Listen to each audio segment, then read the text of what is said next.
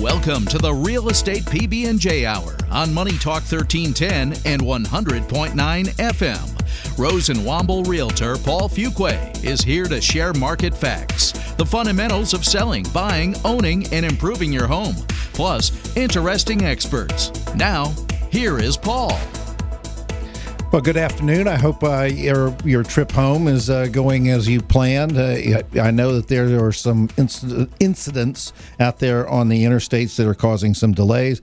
Nevertheless, we're here to discuss elements of the real estate business and the fundamentals of real estate.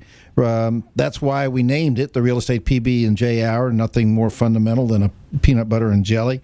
And you know, and I know that the home you own or the homes you own are likely some of the most, some of the largest investments you'll make or have made in your life. And we are here, or I am here as a full-time realtor to provide assistance to people who want to continue either finding a new home or selling an old home or selling a new home or whatever.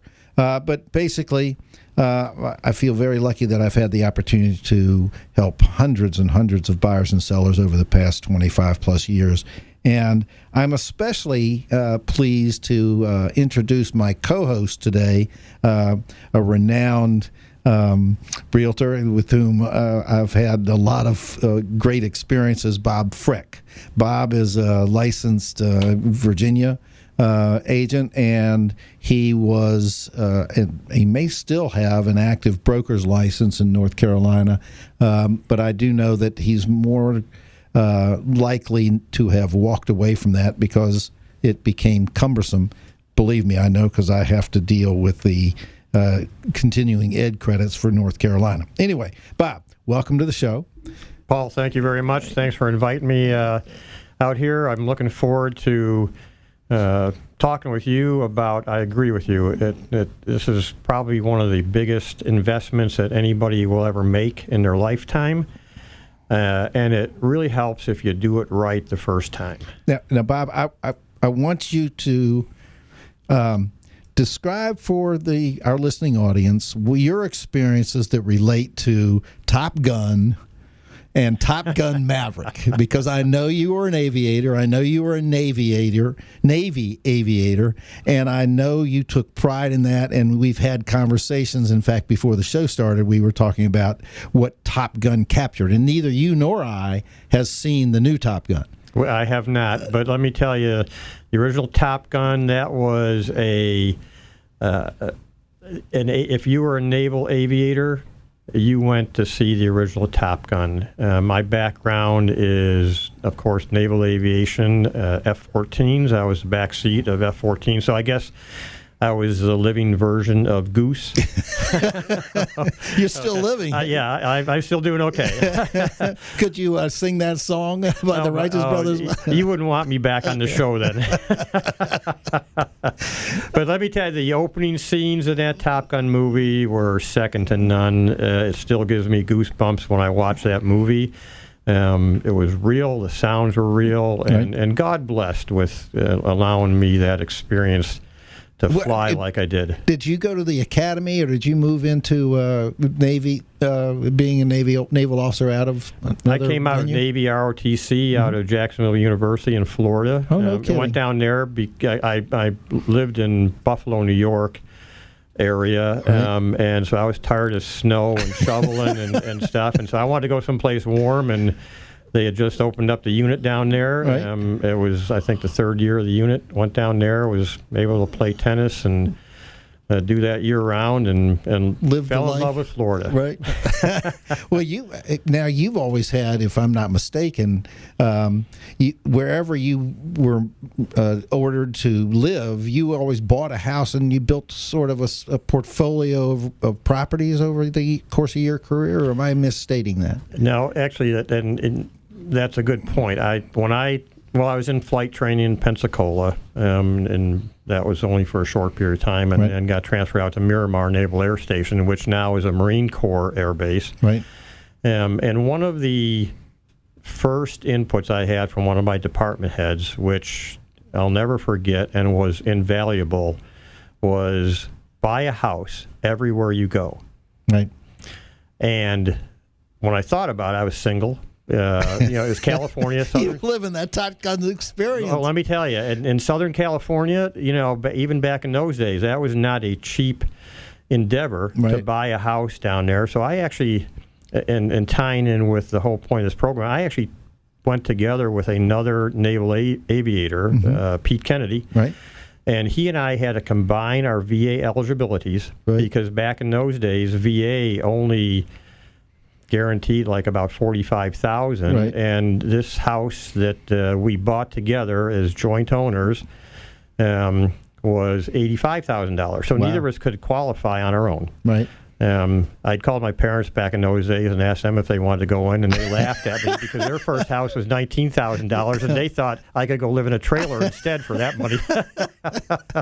But they hadn't seen Top Gun. They hadn't seen Top Gun, and they hadn't seen California. But that's where, and literally, other than when I was stationed in Japan, in Yokosuka, which you're not allowed to buy real estate over there. I have bought a house every place I went to in the Navy, and that led to my experience with tax-deferred exchanges and how to sell these properties. It became We're going to talk about that a little later because that's one of the key subjects that I know. I have properties at the ocean front, and I'm constantly being bombarded with Starker Exchange information, 1031s. We'll get onto that, but now you have two sons and a lovely wife who's a poet. She is a writer. She is actually having a book launch on the 16th, I think, of July of this year. Right. It's a book of poetry. So if you get stressed out in real estate and you're pulling your hair out, and you're on your third or fourth house that you're trying to buy, and you just need to kind of relax a little bit, go ahead and grab her book. It'll just relax you reading it. It's called Word from Walls by D.M. Freck. That's for Deborah Freck. Yes. Notice the same last name. Okay, there's a connection there.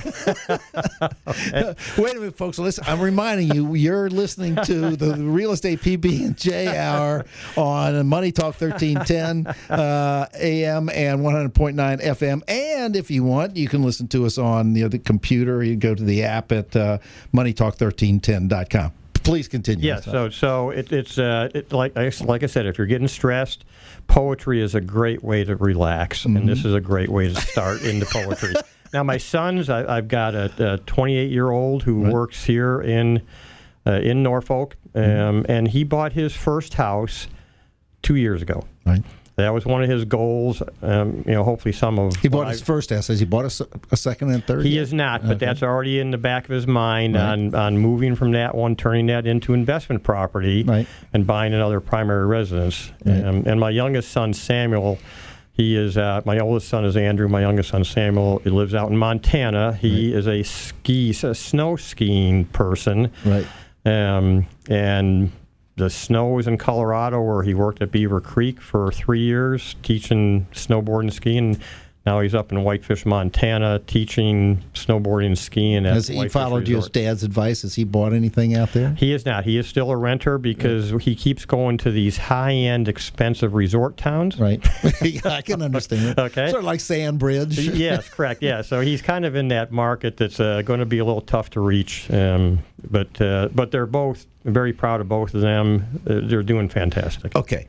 Now, we've touched on why I like to be in the company of Bob Freck. We have wonderful experiences together, and we may touch on those a little later.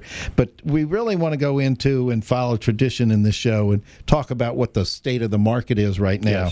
Yes. And the fact is that the high interest rates and the continued limiting housing supply and strong demand are keeping... and I don't understand quite why, but are keeping home prices high throughout the nation and also right here in Hampton Roads. I'm going to quote Nadia Evangelou, who is the senior economist of the National Association of Realtors, and she stated in a tweet or an article that I picked up today that mortgage rates will likely resume their upward trek, and we can see that. In the last 3 weeks, they did drop from an average of 5.3% to 5.1%, and which allowed a few buyers to benefit from them being slightly lower. But for the second straight month, home buyer competition on houses fell, and that it's hitting the lowest level in over a year. Now, that's coming out of NAR. We haven't seen that here in Hampton Roads because our economy is fundamentally bolstered by the military presence that we've talked about before. Now, what we do see is that new listings coming on the market are actually outpacing new contract signings. And based on the preliminary data for June, new contracts signed during the past 4 weeks decreased by 13.3%. 13.3% year to year. Year to year. That's important because if we talk about within the past 4 months, it's a different scenario. But everything is back basically year to year. And now, according to Norada's Santarelli, Norada advises investors in the real estate business. According to their author, Santarelli, over the past decade, chronic underbuilding and the influx of millions of millennials, and we have had discussion of what constitutes a millennial. I definitely don't qualify, but and neither do I. But your sons do. Yeah, they do, but I'm kind of past that a couple of years ago. We did that together many years ago. That's right. But they've come into the marketplace, and because they're smarter than we are financially, most of them have accrued sufficient monies to be competitive in the marketplace and buying new construction and or resale. But their entry and the chronic underbuilding, because of the loss of so many builders that stems back to the early 2000s. Remember, yes, we must have lost 50% of the builders that I used to term pickup builders. They'd build 3 or 4 or 5, yes, up to 10 or 12 houses. Mm-hmm. I had 8 of them in my stable of builders. Yes. They relied upon me for marketing and helping with the plans and things that I do very well. And they disappeared. Correct. Because they didn't have the deep pockets to withstand the pressures and rigors of the economic collapse at that time. Correct, and the same as a lot of the small lenders that came out. Mm-hmm. They took advantage of the boom back from about 98 to about 2005. Yes. During that time frame, but when that rolled over and the wave crashed, those builders, loan companies that didn't have the title companies that were associated with it and stuff, when they didn't have the footing and the grounding mm-hmm. that the bigger places had, and so they disappeared. Right. And they disappeared usually in a not pretty way. Yeah. Some of them disappeared overnight. Yes. And yes. disappeared in a very corrupt fashion. Yes. Correct. Correct. I sold a house to the owner of a mortgage company, and it was funny money from the get-go. Mm-hmm. I was not representing this buyer. I was mm-hmm. the listing agent, but I do know it was $1.3 million, and not a dime was brought to the table. Correct. And it went into distress within 18 months. And when the guy packed up and left the area, not only the area, I think he left the country, he took everything he could take yes. that had a marketable value as a commodity out of that house, including the entire pool filter system. Correct. It was astounding. We let it get out of control back then. Hopefully this mini boom that we've been seeing the last few years and stuff, the mortgage, the lenders, the rules and regulations will be tighter and remain tighter to keep that from happening, because it took most properties lost about 50% of their value mm-hmm. within, I mean, you go back to 2008, 2009, and those years, the entire economy was struggling because of what happened in the real estate right. market. And it's taken 15 plus years for mm-hmm. that to bottom out and recover. And so hopefully they're doing things different now. Well, we do know that the Fed's changes in the regulations with regard to residential lending yes. Have changed and strengthened. And they certainly have placed more responsibility for the calculation of the monies and the packages for loans in the hands of the lenders. Correct. And they put more requirements on the borrower. Borrowers can't go out and borrow more money than what they can qualify to pay, and that was happening it was just a mess. Well, you know that you could go signature loan. Correct. Stated income. Correct. Well, I earn $500,000 a year. Oh, okay, sign here. Right, with no document. Down in the Outer Banks, down there, they had crazy. A program 25% down. If you could come up with $250,000, you could buy $1 million property with a signature. That was it. Yep. Because everybody just assumed that it was going to continue to appreciate and stuff. So it's the times have changed. So hopefully we won't experience that in the same form that we did back in 2008, 2009. I think we have a more educated populace right now. I think, especially with the millennials coming in. Yes. I noticed that with my son. He's far more astute than I ever was at his age. Yes. And he's 24, soon to be 25. And he's capable of making financial decisions that were a struggle for me. Correct. Until I got into business. And they learned from us. He learned everything these not folks to do. in the millennials, they remember that mess Right. that we got ourselves into, and they don't want to get in that same position. So, yes, I think they're making better decisions with good inputs. Okay, folks, we remember you can call in and talk to me or to Bob. We're realtors, and we're good at it at 757-497-1310. We're going to take a short break. You're listening to the Real Estate PB&J Hour, and we'll be back in a few minutes. Now back to the Real Estate PB&J Hour on Money Talk 1310 and 100.9 FM. Rosenwomble Realtor Paul Fuqua gives you the fundamentals of real estate selling, buying, owning, and improving your home.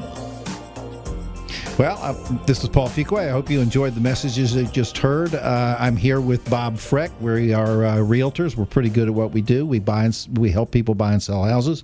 And we've been discussing the state of the market right now.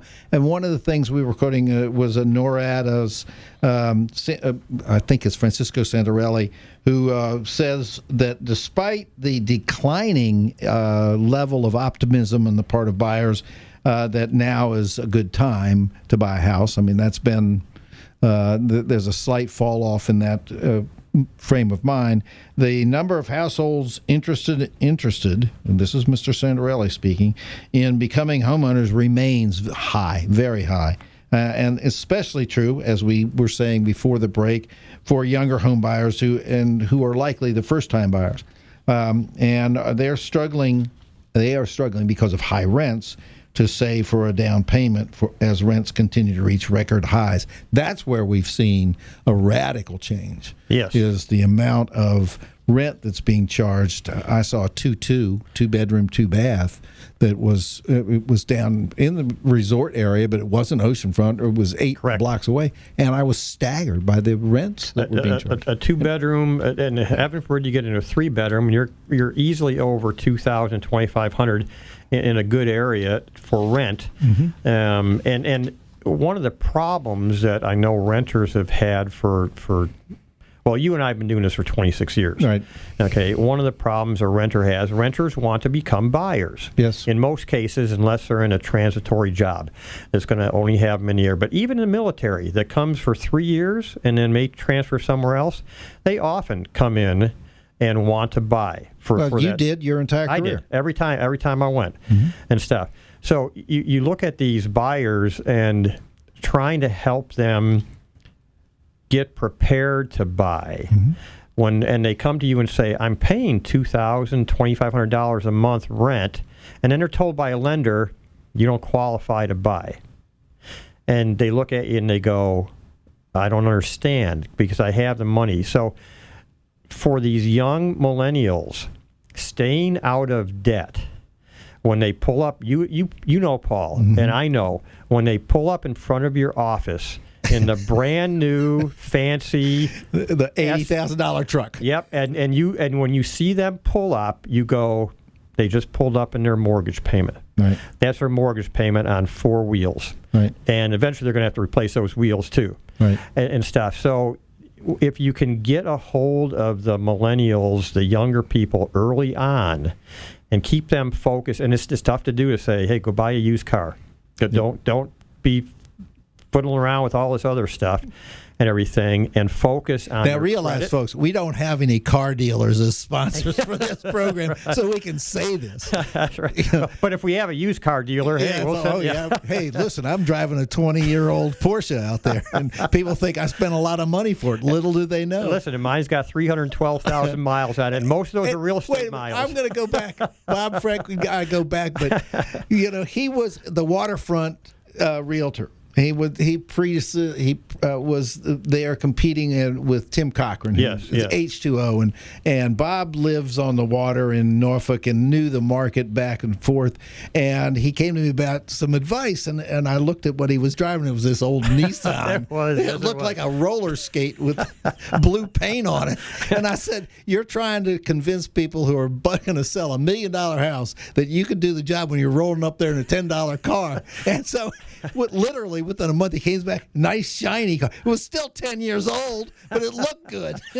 and you hit the nail on the head. I came driving up, and the first person I went to was Paul, and said, "You got to see my new car," right. And stuff. And hey, that kick-started my career.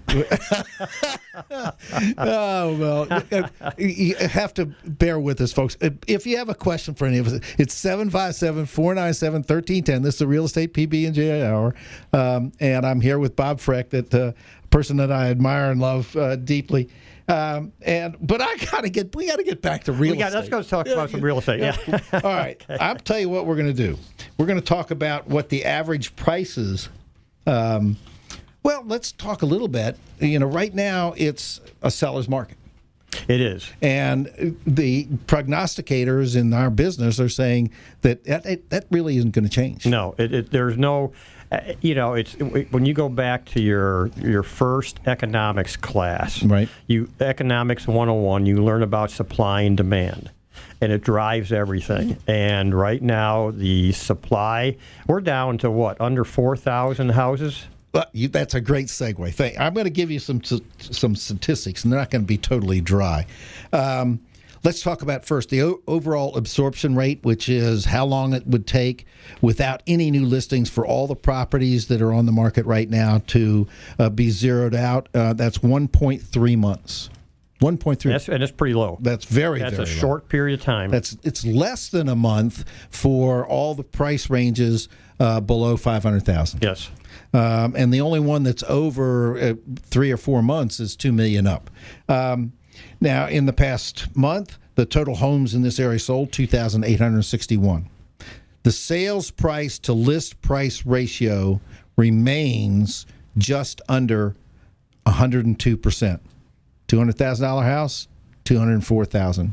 A $400,000 house, $408,000. That's an average.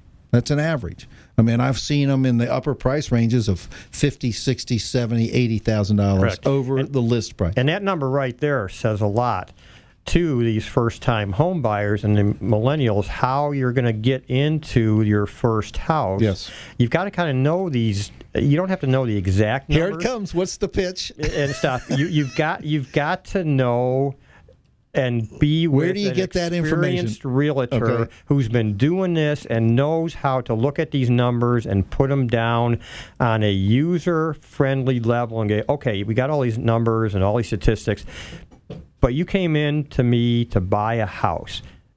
How are we going to get you into a house with these numbers the way they are? Yeah. The key thing is, how do you structure a deal? They talk about negotiations. Negotiations occur after you've tendered an offer. The key thing is to phrase an offer properly. Correct. So that you have the strongest position. It may not be the highest dollar amount. Correct.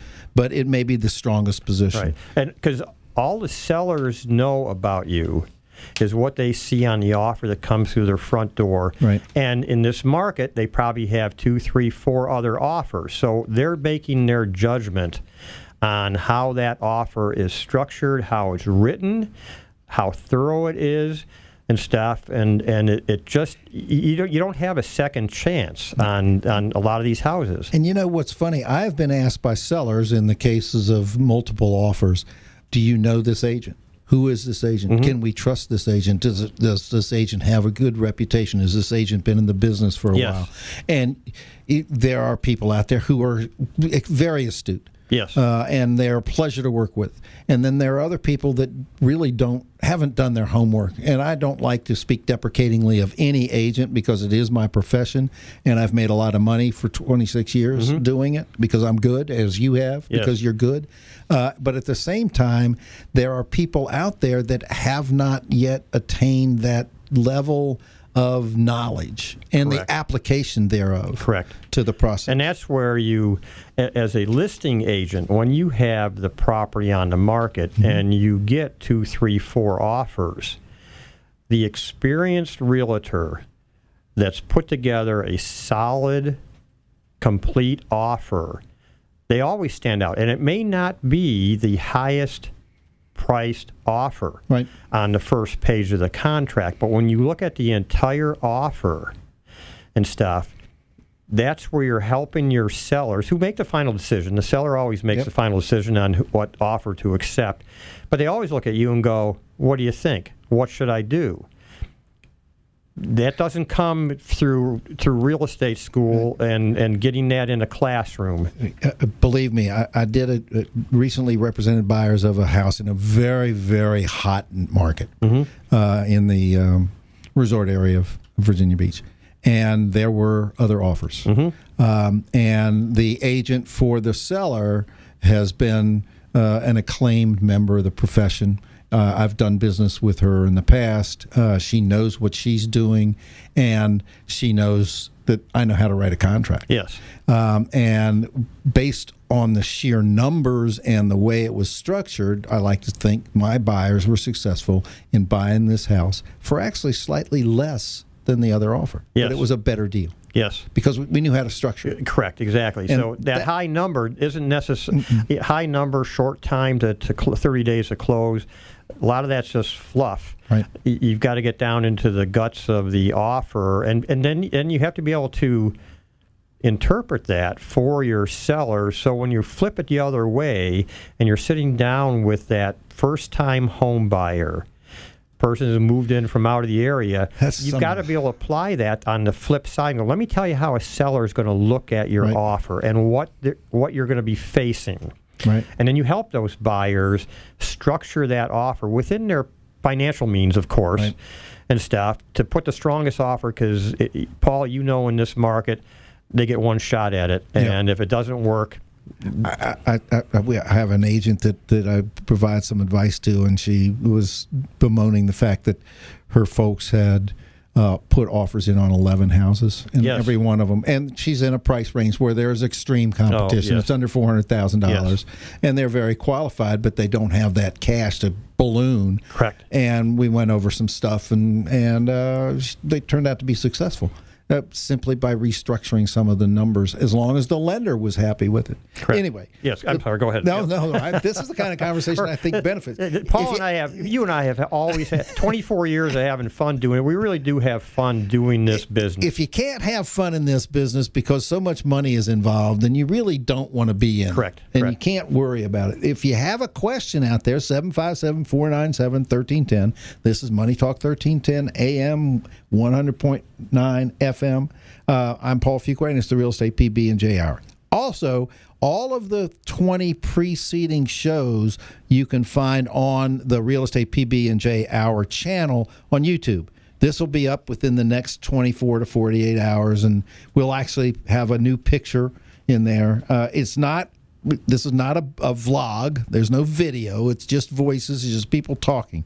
So if you're looking for visual stimulation, you better go to the Sunday Funnies. That's where you'll find me on the back page. Or go watch Top Gun Maverick. Yes. There you go. I'm going there. Okay, let's get some stats. The number of active listings as of today, and this was within the past several hours, and it changes, it fluctuates, it's dynamic. There were 3,624 active listings. 1,958 of those are single-family homes. 482 are attached condos or townhouses. And of those listings, 2,440. Or 60-some-odd% are actually available. They're not under contract and they're not contingent. So realize that when you find something on Zillow and it says active, Zillow is not misstating it. It's active, but it can't go out of active until all the contingencies have been removed. Well, and think about it. When you look at the number, you go, well, the 3,000. First of all, 3,600 active properties right now.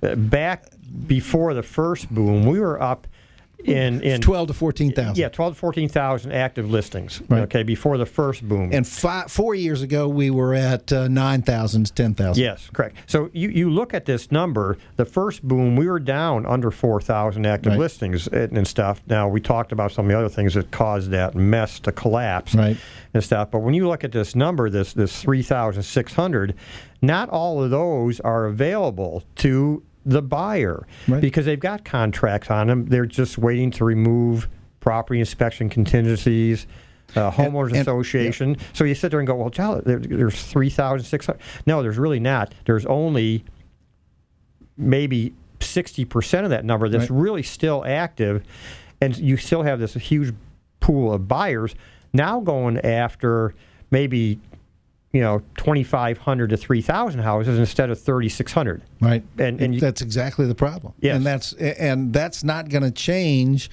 in the foreseeable short-term future. Correct. That's what all the experts are saying, and what it's resulted in is a continued movement in the average prices. So, for instance, Norfolk, the average price as of last week, Norfolk average price $332,891. Average price in Portsmouth, $239,000. Chesapeake, $421,000. I'm rounding these. Virginia Beach, $452,000. Suffolk, $388,000. Smithfield, Franklin, and Southampton County, $352,000. Hampton, $262,000. Newport News, $263,000. Now you've got Portsmouth, Hampton, Newport News. And one of the reasons that we see the lower price range is that a lot of that housing stock remains World War II older houses, yes. Older houses, smaller houses, a lot of 2-1s and 3-1s, meaning 2 bedrooms or 3 bedrooms, 1 bath. And what I found, I have a very, very nice oceanfront condo on the market right now. We're not getting as much play because it's a 2-bedroom. Correct. And people inevitably look for that 3rd bedroom. If I could invent a 3rd bedroom and put it in there somewhere, you'd be in. Well, look at those numbers you just went over, Paul. Well, I haven't finished. York was coasting 457. Because those are going to get worse. Williamsburg 511,000, and then Gloucester 366,512. And because Southside or this area, the MLS covers northeastern North Carolina, the average sale price in that corner of the world is $401,000. In large part because of new construction. Right. Look at those. You're talking an average sales price running from $250,000 to $500,000. Average. Right. Those are some shocking numbers when you look at the young millennial and they call you up and say, I want to buy a house. Where do I start? And there may small be condos. Yeah, and maybe they're paying $1,500 a month in rent wherever that, maybe $1,700, and you start out by there's 2 numbers that every buyer needs to know. 2 of them. Number 1, what they qualify for based on their income and their debts. And the qualify is the monthly payment, not the sales price. Correct. So they need to know how much a mortgage company will lend them based on how much they make on their job and how much debt they have. The other number they need to come in prepared with is what their comfort zone number is on their monthly mortgage payment, because they may qualify for a $350,000 or $400,000 house, but if they come in and look at you and go, I want to keep my mortgage payments under $1,200 a month, you're in a whole different realm of where you're going to look and where you can take them and stuff. One of the worst mistakes a new buyer can do is overbuy. Go back to boom number 1, and that's what everybody was spending more money they had. Bob, you and I have both lived through this. What do you do when you have a buyer who says that I don't want to be in the market today because everything's overpriced? And I go, well, wait a minute. What's the alternative? Number 1. Number 2, even though we had a momentous crash 15 years ago, prices have come back. Correct. So one of the wisest investments you can make is property. Yes. And because they ain't making any more of it, we know that. That's an old axiom. But it's critical to understand that the law of averages says that you're going to invest in a piece of property and you're going to have a home, a roof over your head, yes, a place of repose, and at the same time a growing investment. So, and how can it be overpriced? Well, correct. And real estate, you've got to remember, generally speaking, real estate is a long-term investment. Now, we've had our periods during the first boom and this kind of latest mini boom that we're doing, where that long-term has shortened significantly. Right. The problem you have is when you sell, most sellers want to be a buyer somewhere. So they sell here, they make this extra money in the boom, and then they have to go somewhere and buy something else, and those prices are also inflated, right, where they're going to. So, well, wait a minute. There's still some places in the United States and in the Eastern Seaboard where there are some wonderful buys. They are just not hot button areas. Exactly. Now, we've got a minute before we have to break. I'm going to run through the thing. This is the Real Estate PB&J Hour with Paul Fuqua and my co-host, Bob Freck.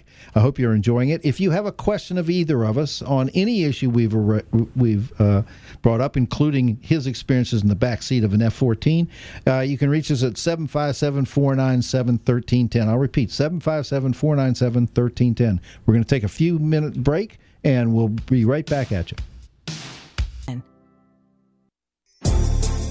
Now back to the Real Estate PB&J Hour on Money Talk 1310 and 100.9 FM. Rosenwomble Realtor Paul Fuqua gives you the fundamentals of real estate selling, buying, owning, and improving your home. Well, I hope I'm glad you're back. And if you're a new listener, you've just tuned in. This is Paul Fuqua. This is the Real Estate PB&J Hour, dedicated to the fundamentals of real estate in all its many aspects, including not only buying and selling, but also maintaining a property or improving a property. My co-host today is Bob Freck, a fellow realtor. He and I go back 26 years and have had many experiences. There was a time in our careers when the broker in our office would take us on tours of new listings, and that's back when we had 14,000 listings. Well, and before gas was $5 a gallon. $6 in California. Anyway, and I always hated the idea of going to some of Bob's early listings because he was an expert on distressed properties. And we'd go in these things, and then I'd get in my car and these little bugs. Little black things would jump off. Yeah, it turned out I had to start carrying a flea bomb with me when I got in his listing. But the man, his penchant and his ability to deal with minutiae is legendary. And all those houses sold. Oh, I know. Every one of them to a happy buyer that was able to get sometimes their first house. That's the thing. If I was going to ask you, of all the things that you do in real estate, what is the most satisfying thing?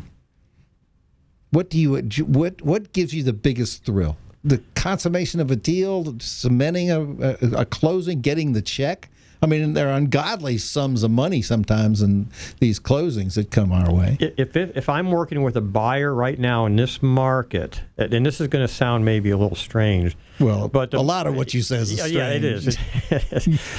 One of the most exciting moments, if I'm working with a buyer right now in this market, is if my buyer gets the offer. If their offer gets put into first position and the seller accepts my buyer's offer, it's and when I call my buyers and tell them that their offer got accepted, they might as well have just closed that day too, right, because they're so excited that they got but accepted. You know as well as I do that the offer and the acceptance and ratification of the offer is not the end game. It's just the beginning. It's the beginning, and now it becomes that much more important for buyers to adhere to the strictures of the loan officer and the underwriters. Correct. You don't go out and buy a new truck because you've gotten your offer accepted because it affects your ability to pay. Now, you were telling me during the break that you had a gentleman who closed on his very first house. Very first house. It was just, and now let me tell you a little bit about this gentleman. I guess we're in his same age group, okay, Paul? How old is he? He's 63 Oh, my years God, old. Dino's almost that. You know? 63 years old and bought in this market that we're talking about, the difficulty of buying, bought his first house and closed on it on Tuesday. And he is so happy. It's just unbelievable. So, there's so much. Has he been renting the entire time? He has been renting the entire time, and he just he came to me, and he said, I want to buy a house. And I knew his price range and stuff, and so we started one step at a time. Right. It's been going on started 6 months ago. Right. It was not a quick sale and purchase, but he hung in there. He did the stuff he had to do. I had him with an outstanding loan officer that handled him with kid gloves every step of the way. And now he's an homeowner, and he's a homeowner in Greenbrier, which is a really great neighborhood and area to be a homeowner in. And it's just so all the doomsday talk about being. He didn't buy that $1.2 million house on Baffy Loop. No, that was his second choice. He didn't get that one. Okay. He got it. Yeah. So, but it doesn't make any difference, folks. I don't care if you move into a $100,000 home or a $10 million home. It's still something special, and it's exciting. And so all this doomsday talk about being a buyer and the low inventory and all this kind of stuff, you get with a realtor who knows what they're doing. And I apologize for putting this plug in, but you get with a realtor who knows what they've been doing. They've been doing this not for a couple of years, not since this boom, because it's easy to list a house and sell and stuff, and work hard at it and stuff. And you can be a successful buyer even in this market. And now you're looking in your rear mirror about all the other folks out there trying to buy, but you've got your foot in the door in your own home, and that monthly check you write now is going to pay down and put equity into your own home. And it's exciting, and it can be done. All right, now I'm going to go back to your flying experience. Is this as exciting as being in the backseat of an F-14? It's not. No, I'm sorry. It's just that when you're coming onto when you're landing on an aircraft carrier at night, and the weather's lousy. Yeah, but you're in the back seat. You don't have any concern. Which means that you're trusting the guy in the front seat with your life, okay, and stuff. And you're coming on, and now when you catch the number 3 wire, which is what you're trying to do, and you feel that tug, you're saying, thank you, God. You brought me home again. Yes. I don't mean to go back to that, but you have to understand that I'm a speed freak. I've raced automobiles and motorcycles and things of that nature, and the idea of being in control of a machine that can have that kind of trajectory and that kind of speed and that kind of sense of acceleration and power is just overwhelming. There's nothing like it. I can only imagine. Even starting from a stop sign in your Corvette, it's close, but not quite there, Paul. Well, you've experienced that. I know. I don't have that Corvette anymore. No, I heard the story. All right, now, I don't know what else we can talk about other than what kind of areas. We talk a lot about buyers. Yes. And buyers are the source of the interest in any property. But I've always been very successful in dealing with listings. I have a marketing background, and I enjoy the buyers, but my strength is how to position a house so it can be listed properly and achieve the greatest financial result. When you take a listing, what do you zero in on with your seller or prospective seller? And we know buyers, and I know Correct. Bob Freck is, believe me, that I know that I'm good, and I think that he's probably better than I am in a buyer sense. I don't know if he's as good as I am in listings. But here's the thing on listings that I think is important. It's like when you're interviewing for a listing or you're interviewing for a job. You've probably got maybe your first 20 seconds with the interviewer to make, you're either going to make a good impression or a lousy impression. When you're working with your sellers, even in this market, and some sellers are reluctant to go, well, I don't have to do anything. I can just sell my house just like it is. And in some cases that is correct, depending on where they're living in the neighborhood. And what kind of condition it's in. Correct. So you try to work with your seller to get the house, when you drive up, the curb appeal is good. You're not asking them to make everything brand new. Keep things cleaned up. Stuff that you know that when buyers come, because what you want is 4 or 5 buyers coming through, all fighting over that house. That's what you want for your seller when you're the listing agent. You have to create a carnival atmosphere, almost a carnival atmosphere. Correct. And you have to make certain that the obstacles to a prospective buyer's falling in love with the house are removed. Correct. And you have to price it right. Yeah. You've got to price it right. You can't get crazy on your price, because when you do, you're sending them to a different neighborhood or a different city. We're basically 5 cities, 6 cities, seven cities, all wrapped in one. Right. In reality, because most people can't tell when they go from Virginia Beach to Norfolk to Chesapeake unless you see the sign. Okay, so color of the street signs is different. You know that? Well, I didn't know that. It's true. I do know the names of the cities are different. Well, you still call Norfolk. Yes. One thing Buffalo background. One thing I just wanted to touch on real quickly before the time is over. We aren't out of time. We got a few. We got doing good. Okay, is a subject that not a lot of people. They hear about it, but they don't know a lot about it. We talk 1031s. 1031 tax-deferred exchanges. This is for investment properties. This is not for your primary residence. If you, as Bob did, you buy investment properties as a portfolio, part of your portfolio, there is a consideration in the tax code that allows you to roll over the profits into another like property. Correct. Am I stating it too simplistically? No, that's now. If you were looking at the tax code and the forms, yes, and stuff. But on a tax-deferred exchange, you're selling what they call a relinquished property. That's your investment property. Okay. You can't do it on your primary. So I have House A. It's a rental in the Outer Banks. It has to be a rental. It has to be an investment property. You cannot start with your primary residence. And you cannot have occupied that house any more than 13 days out of the year, or they've changed that. 14 days or 10% and stuff like that. So, and you want to defer the taxes on the sale of that, because otherwise you're looking at 25 to 30% capital gains when you sell. So you use a tax deferred, a Stark, they refer to the Starker, based on a court case back in the 70s or 80s. And you buy a replacement property that equals or exceeds the value of the relinquished property, and then you pay 0 taxes on it. Now, you can't pay off a loan when you do that was on the existing property, because it's considered a boot.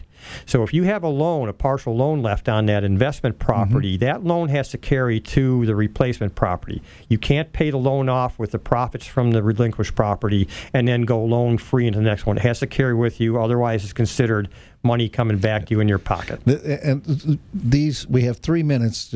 This can be a very complicated discussion. One of the key elements of a Starker exchange is the timing. Yes. You have to identify the new purchase within a certain time, and you have to have under contract within a certain time. Is there a restriction? Well, the reason it's called Starker is the lawsuit was brought by T.L. Starker and his son and daughter-in-law. And it goes back. Exchanges were done starting in the 1920s. Right. Okay. The result of the Starker lawsuit generated the 45-day identification period. So from the time you close on your investment property, the time starts clicking. Calendar days, 45 calendar days. You must identify in writing what the replacement close property. Within 180 days from when that first property closed. So 45 days plus another 135 days. Not another 135 for a total of 180. Total of 180. Right. It has to be done. And the IRS won't give you 1 day extra. Right. Now, Bob has done a number of these. I've been involved as an agent for a number of them. And what I do is I defer to the tax attorneys and those guys and try not to become a source of information that they totally rely on, because I'm a real estate agent. You want a good attorney or company that's going to do the paperwork Got to get a realtor that knows what they're doing with these things, so you don't get yourself into trouble and miss a deadline. The deadlines are critical. Yes. That 45, and then beyond that 45, if you use the full 45, you have only 135. Correct. This is 180 days for you to close. Correct, to close. And if you don't close within 180 days, the entire deal's done. There's no excuses, and you pay capital gains. Do you know how much time? We have 2 minutes. Okay. Folks, I've enjoyed this evening very much. Again, I'm going to compliment my good friend Bob Freck on his career and tell him how envious I am of the experiences he had in the backseat and my car. Bob took it to heart when I said you buy a used car. Well, I buy used cars, but they happen to be more collectible. I drive them regularly. But my millennial, my son, he drives an 83 car. Yep. And I've offered to buy him something more up to date. He's getting himself in position to buy his first house. Yes. By not spending all his money. I'll brag on him. He's a mechanical engineer, and he specializes in, right now, he's a global firm, and he helps design medical facilities throughout not only this area, the area in surrounding D.C., but also he has an opportunity to go to the West Coast. And if he starts getting stressed, or you're getting stressed buying, don't forget this poetry book written by my wife, Words from Walls, under Finishing Line Press. Okay.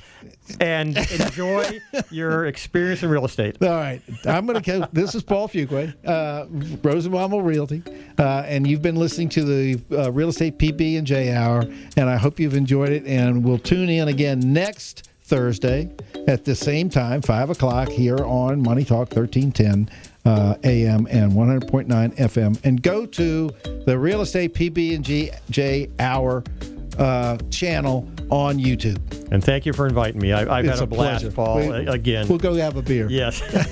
All right, folks. Is that it? Dino, can I now say good night? Enjoy your weekend. It's going to be beautiful. Thank you. Thank you all. Bye-bye. Thank you.